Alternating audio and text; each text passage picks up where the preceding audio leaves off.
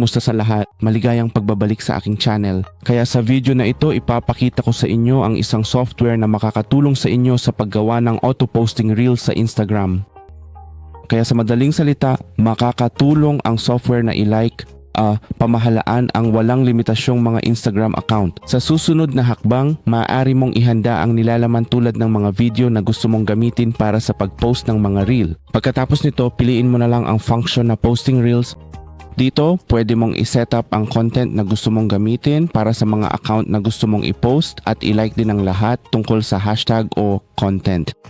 Pagkatapos mong i-set up, kailangan mo lang i-click ang piliin ang lahat ng account na gusto mong gamitin at piliin ang content. Pagkatapos ay i-click ang start.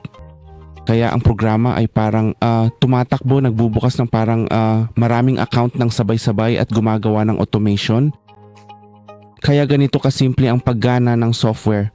Parang gagawin nito ang pareho ng ginagawa mo ng mano-mano pero magpapatakbo lang ito ng maraming account ng sabay-sabay. Kaya kung mayroon kang ibang tanong o gusto mong bumuo ng maraming Instagram account para sa mga posting reels, maaari mo akong padalhan ng mensahe sa Telegram o WhatsApp. Gagabayan kita. Salamat po at magkikita tayo sa susunod na video.